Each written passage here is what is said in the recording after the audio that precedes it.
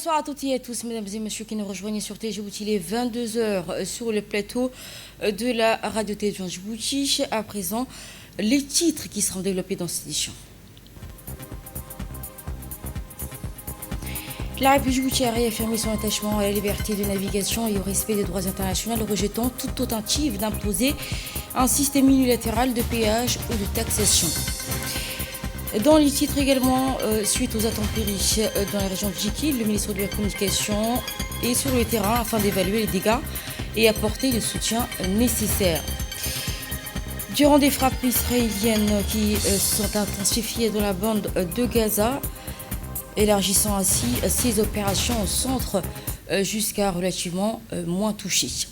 Bonsoir à toutes et à tous et bienvenue sur votre journal. Dans votre journal, donc, Djibouti a réaffirmé son engagement pour une navigation libre et sécurisée en mer Rouge. Face à toute initiative susceptible de porter atteinte à la liberté de navigation dans l'un des corridors maritimes les plus stratégiques au monde, la République djiboutienne a réaffirmé son attachement au respect du droit international et à la préservation de la stabilité régionale. Djibouti rappelle son engagement constant en faveur du régime juridique international applicable au détroit utilisé pour la navigation internationale conformément aux principes du droit de la mer. Situé entre l'Afrique et l'Asie, le détroit de Bab el-Mandeb constitue une voie maritime d'importance mondiale, essentielle aux échanges commerciaux et à l'approvisionnement énergétique international. Toute tentative d'imposer unilatéralement des droits de péage ou des taxes aux navires en transit serait donc contraire au droit international et porterait atteinte aux principes de liberté de navigation ainsi qu'aux intérêts des États riverains.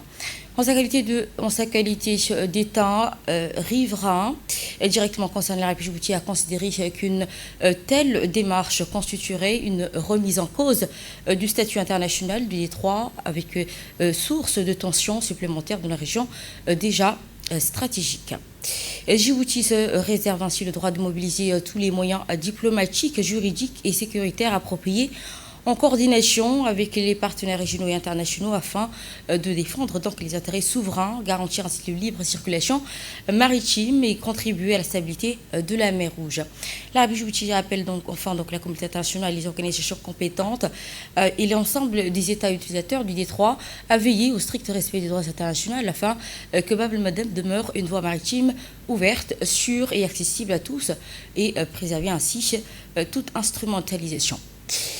Après donc cette prise de position sur un enjeu stratégique international, place un message de solidarité. Djibouti réaffirme ainsi son soutien au Japon frappé par un violent séisme. La République djiboutienne donc a adressé un message de soutien au Japon après un violent séisme qui a touché le sud-ouest de l'archipel, faisant plusieurs victimes et causant d'importants dégâts matériels. Le président de la République, son Excellence Emmanuel Marguerite, a transmis un message de condoléances à la première ministre japonaise, Madame Sani Takeishi, à la suite d'un séisme de magnitude 7,1 survenu ce mardi. La catastrophe a provoqué ainsi de lourdes pertes humaines et de nombreux blessés, ainsi que d'importants dommages aux infrastructures. Le peuple et le gouvernement de Djibouti se joignent à moi pour exprimer leur compassion et leur solidarité à la nation amie japonaise dans cette douloureuse épreuve, a écrit le chef de l'État dans son message. Le président Guelleh a également souhaité que le Japon puisse surmonter rapidement des conséquences de cette tragédie, tout en adressant ses condoléances au gouvernement japonais, au peuple japonais et aux familles des victimes. Au-delà du bilan humain, le séisme a causé d'importants dégâts matériels touchant notamment des bâtiments, des ponts, des pylônes électriques et plusieurs infrastructures économiques.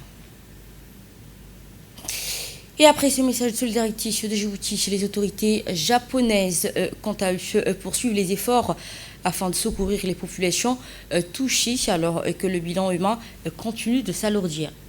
Dans le sud-ouest du Japon, les opérations de recherche et de secours se poursuivent après le violent tremblement de terre qui a frappé la préfecture de Kumamoto. Selon les autorités japonaises, le bilan s'élève désormais à 25 morts et 86 blessés. Les équipes de secours restent mobilisées pour retrouver d'éventuels survivants sous les décombres. Le séisme a provoqué l'effondrement de plusieurs bâtiments et endommagé plusieurs infrastructures. Le centre commercial Awe Mall de Kashihima figure parmi les sites fortement touchés après une explosion attribuée à une fuite de gaz. Près de 19 000 foyers restent privés d'électricité et près de 9 000 personnes ont dû être évacuées vers des centres d'accueil. Face à l'ampleur des dégâts, le gouvernement japonais a mobilisé des forces d'autodéfense ainsi que des équipes spécialisées afin d'intensifier les opérations de secours et rétablir ainsi les services essentiels.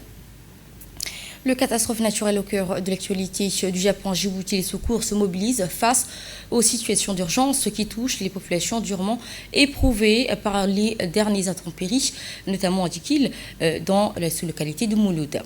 Dans ce contexte, le ministre de la Communication chargé des postes et les communications, Mohamed Abdelkader Moussahalem, s'est rendu ce matin dans la localité de Mouloud, dans la région de Dikil, afin d'évaluer l'ampleur des dégâts, identifier ainsi les besoins les plus urgents, de coordonner des actions d'assistance déployées par l'État. Le ministre a été donc accompagné par le préfet du Djikil, Hassan Abdi Robli, du sous-préfet de Mouloud, ainsi que du président par intérim du conseil régional, les autorités administratives ainsi que les responsables des services techniques.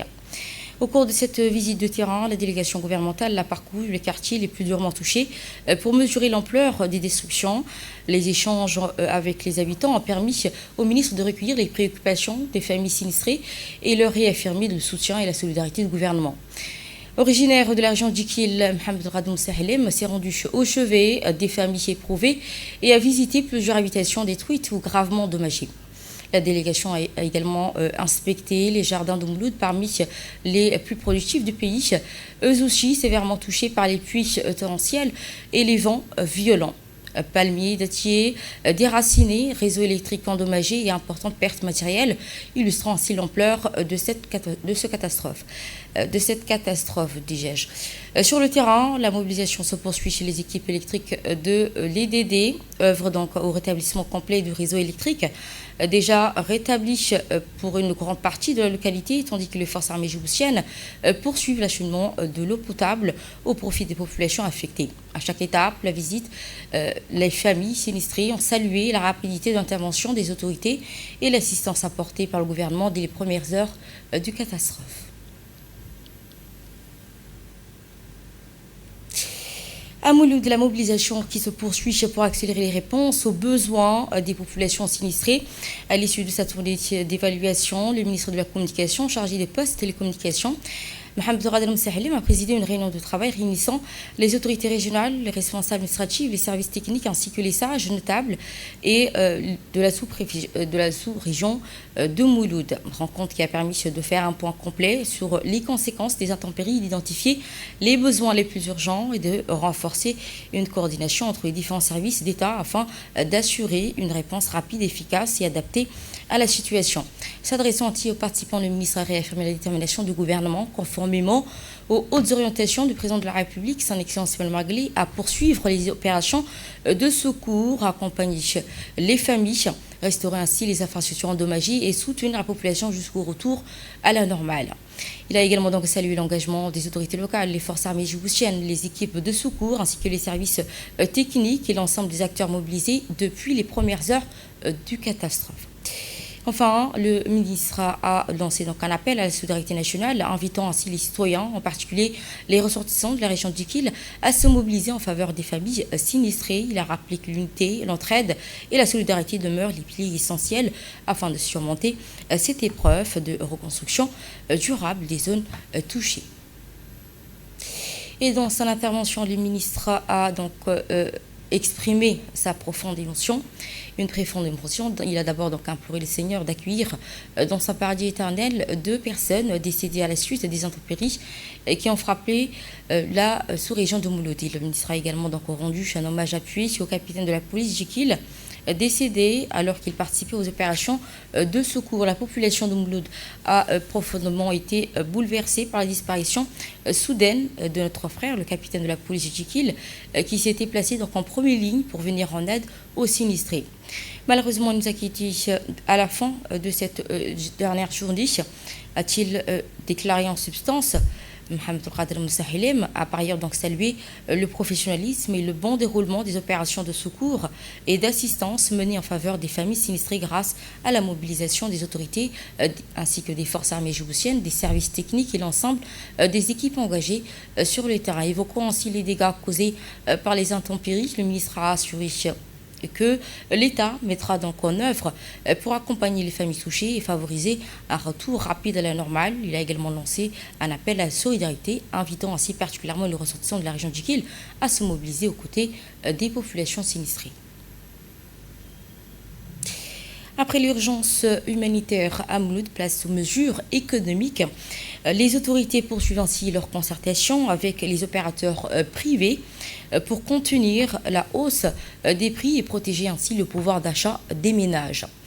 Dans cette démarche, le ministre du Commerce et du Tourisme, Ouarbistela Helaf Borbis, a réuni les principaux opérateurs économiques concernés par la récente hausse des prix de certains produits de première nécessité. Cette réunion de concertation a rassemblé les producteurs d'eau minérale, les représentants des bouchers ainsi que les responsables des boulangeries. L'objectif étant d'évaluer l'impact de l'inflation sur le marché national et identifier des solutions concrètes pour maîtriser ainsi les prix tout en préservant le pouvoir d'achat des consommateurs. Au cours des échanges, les bouchers ont exposé les difficultés, notamment hausse des coûts d'importation du bétail, l'augmentation des prix pratiqués par certains intermédiaires. Le ministre a assuré donc que ces préoccupations seront donc examinées avec le ministre de l'Agriculture afin de dégager des solutions durables. Les responsables des boulangeries ont donc de leur côté évoqué les retards d'approvisionnement en farine et les hausses de coûts de production, notamment liées au carburant. Le ministre les a appelés à la patience, rappelant ainsi que ces tensions s'inscrivent dans un contexte économique international assez difficile. Les producteurs d'eau minérale ont également donc présenté les contraintes liées à l'augmentation des charges de production aggravées par les répercussions des crises internationales. À l'issue des discussions, un accord a été donc conclu pour réduire le prix de l'eau minérale. Le pack de 6 ou 12 on sera donc réduit à 450, une mesure destinée à atténuer l'impact de la hausse des prix sur les ménages. Voici à présent quelques appréciations et pensées des participants de cette journée. C'était une réunion très importante, c'est ce qu'on voulait et c'est ce qu'on recherchait. C'était une très bonne réunion de concertation, comme on a été discuté. Les résultats seront très bons et je pense que ça profitera, comme disait le ministre, à toute la population, le résultat de cette réunion. Nous allons considérer certainement à baisser le prix, comme le ministre l'a souligné. Il va certainement nous aider sur d'autres dépenses, d'autres charges que nous avons. Et c'est dans cette optique-là que nous aussi, nous envisageons de l'accompagner dans cet effort qui vise à soulager la population djiboutienne. Je suis la directrice de Ougoul Spring et alhamdoulilah, nous avons eu l'honneur d'être invités et conviés par le ministre. Nous avons pu discuter des grilles tarifaires concernant la hausse des prix. Et alhamdoulilah, nous avons pu en tirer des bonnes conclusions. Et nous ferons notre nécessaire afin de soulager les ménages djiboutiens et sommes prêts à épauler l'État en temps de crise. La coopération militaire entre Djibouti et la République française continue de se renforcer à travers des gestes de reconnaissance mutuelle et un partenariat de longue date. Dans ce cadre, l'hôtel des officiers Hassan Bassouma a accueilli dans la journée du 29 juillet 2026 une cérémonie de remise de décoration d'honneur de 4 militaires des forces armées françaises stationnés à Djibouti à l'occasion de la fin de leur mission sur le territoire national. Une cérémonie qui a été présidée par le chef d'état-major général des armées, le général Zekrajri Ibrahim, qui a remis des distinctions suivantes. Le général de division aérienne Sébastien de la Valette a été élevé à la dignité du commandeur de l'ordre national du 27 juin. Le colonel Maximilien Desbrennes a reçu l'insigne d'officier de l'ordre national du 27 juin. Le capitaine frégate Gérard Ibrahim a également été élevé au grade d'officier de l'ordre national du 27 juin. L'adjudant-chef Yolande Richard a été également décoré des insignes du chevalier de l'ordre national du 27 juin. Ces distinctions honorifiques récompensant ainsi leur engagement, leur professionnalisme et leur contribution au renforcement d'une coopération militaire ainsi qu'au développement des relations d'amitié entre les forces armées djiboutiennes et les forces armées françaises stationnées à Djibouti. Une cérémonie qui s'est déroulée en présence de plusieurs hauts responsables et officiers de l'armée nationale djiboutienne. Et elle s'est achevée dans une atmosphère conviviale, témoignant de la solidité et l'excellent lien de coopération qui unissent les deux armées.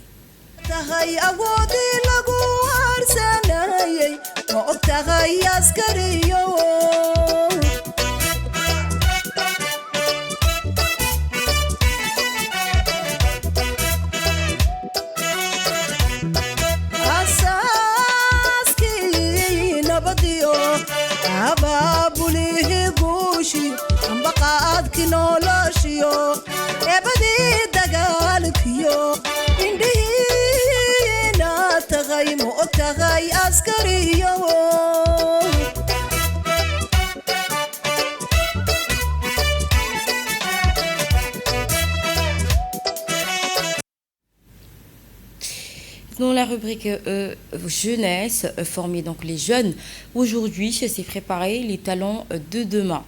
Ajouter l'Organisation internationale de la francophonie mise sur les compétences, la créativité et l'engagement citoyen de la jeunesse. L'Organisation internationale de l'OIF a donc, à travers son centre régional francophone pour l'Afrique, clôturé dans la journée de jeudi 30 une formation intensive de 5 jours consacrée aux compétences du XXIe siècle.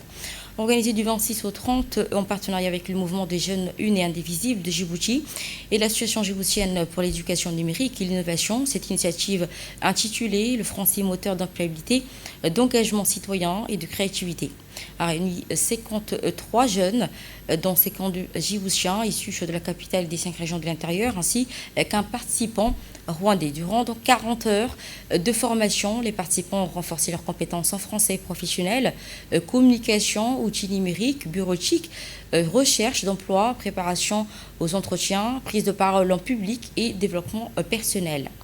Parmi les temps forts du programme figurant ainsi l'atelier Les Gardiens de la Planète, mission Stop Motion, Djibouti, animé par le cinéaste Christopher Turner.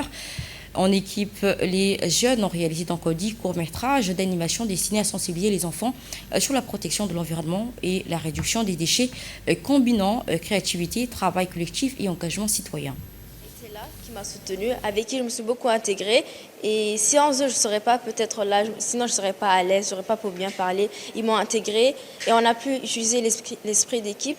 Et pour cette formation, je voudrais remercier les organisateurs et les organisatrices, les formateurs et les formatrices, ainsi que certaines associations qui étaient présentes dans la DENIN et le mouvement Une et Indivisible. 53 jeunes qui ont participé donc à cette initiative qui s'est achevée par des ateliers pratiques de production créative. Écoutons à présent un des formateurs. La partie concernait la partie marketing digital, communication, création de dessins animés à base de pâte à modeler. Et l'objectif avec toute cette belle équipe, eh bien, c'était de réaliser différentes étapes dans la construction d'une entreprise, du moins une idée, pour pouvoir la faire jamais pour plus tard. Donc sur les ateliers, nous avons imaginé ensemble des entreprises sur différents sujets. Et ensuite, nous avons travaillé sur différents outils avec, bien sûr, les réseaux sociaux, la vidéo, la photo, stop motion aussi, création de dessins animés à base de pâte à modeler. Donc ils ont réalisé des interviews, ils ont été aussi acteurs de leur projet parce qu'ils ont tout écrit de A à Z. On a utilisé le Golden Circle. Pourquoi, quoi, comment ils ont créé cette entreprise. Donc ils ont très très bien travaillé. Et aujourd'hui, sur le dernier atelier, eh bien, on a créé une marque de café. On est en train d'imaginer comment vendre ce café dans le monde entier, comment on fait la promotion sur le site internet, comment on fait la promotion sur les réseaux sociaux. Et donc chaque groupe a une responsabilité. Pour la créatrice du Centre régional francophone pour l'Afrique, l'OIF, Dr Réni Yotova, au-delà donc des compétences techniques, a-t-elle déclaré les qualités humaines jouent aujourd'hui un rôle déterminant dans la réussite professionnelle. On l'écoute.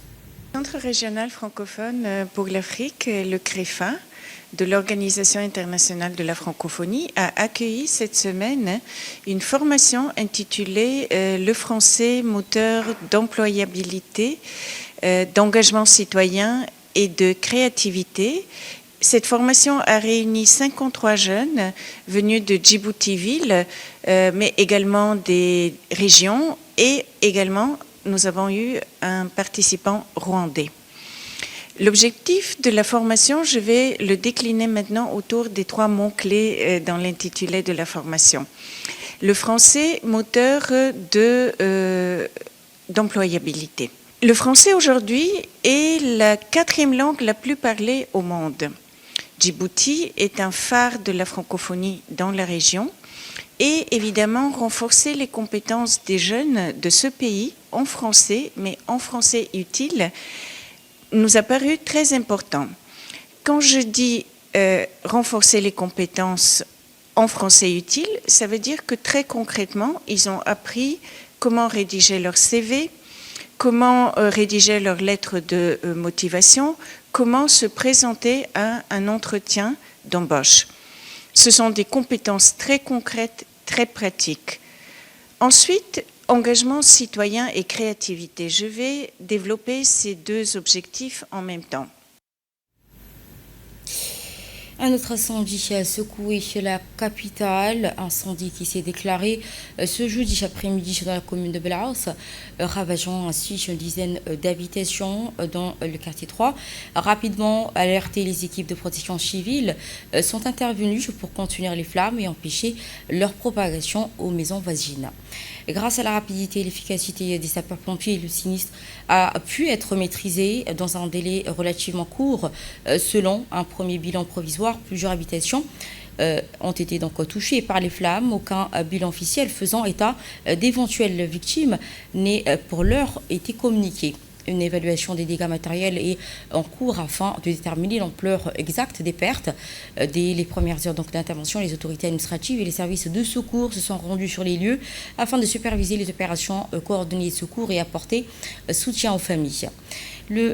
La sous-préfète du 1er arrondissement, Mme Souaïd Alié, ainsi que le chef de service du guichet social, Taha Ali Taha, ainsi que le directeur général par intérim de la protection civile, le colonel Abdelkader Abaïzid Moussa, ont donc suivi de près le déroulement des opérations à la prise en charge des sinistrés. Les équipes de la protection civile ont resté mobilisées jusqu'à l'extinction complète des fumées. Ainsi, les autorités ont salué le professionnalisme des équipes d'intervention, réaffirmant leur engagement à accompagner les familles touchées par ce sinistre.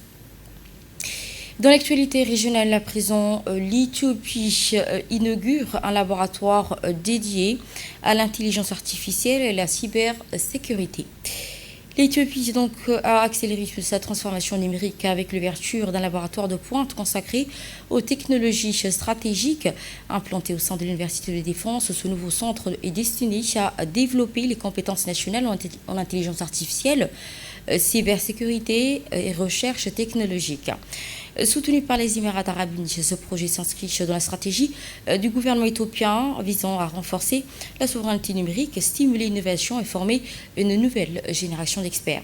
Les autorités estiment que cette infrastructure contribuera à accompagner la modernisation du pays et à mieux protéger les infrastructures stratégiques dans un environnement numérique en constante évolution. Face à la persistance de l'insécurité en République centrafricaine, le Conseil de sécurité de l'ONU a décidé de maintenir la pression sur les groupes armés. Le Conseil de sécurité des Nations Unies a adopté une résolution prorogeant le régime centrafricain, estimant ainsi que les groupes armés continuent de représenter une menace pour la paix et la sécurité internationale. Réunis pour faire le point sur la situation sécuritaire dans le pays, le Conseil a souligné que les activités de ces groupes entravent les efforts de paix, mettent en danger les populations civiles et freinent le rétablissement de l'autorité de l'État. Les membres du Conseil ont réaffirmé ainsi la nécessité de maintenir les sanctions afin de réduire les capacités opérationnelles des groupes armés tout en poursuivant leur soutien aux autorités centrafricaines dans leurs efforts de stabilisation de l'État. L'armée israélienne intensifie ses frappes dans le centre de Gaza. Offensive israélienne qui s'étend dans le centre du Gaza où les bombardements sont nettement intensifiés ces derniers jours. Selon les informations recueillies sur le terrain, plusieurs secteurs du centre de l'enclave ont été visés par les nouvelles frappes aériennes accompagnées de fortes explosions et d'importants panaches de fumée. Évolution qui marque ainsi un élargissement des opérations militaires israéliennes dans les zones jusqu'à-là relativement moins touchées par les bombardements. Aucun bilan définitif des victimes ou dégâts n'est disponible dans l'immédiat. Les autorités israéliennes n'ont encore pas précisé l'objectif de cette nouvelle vague de frappe.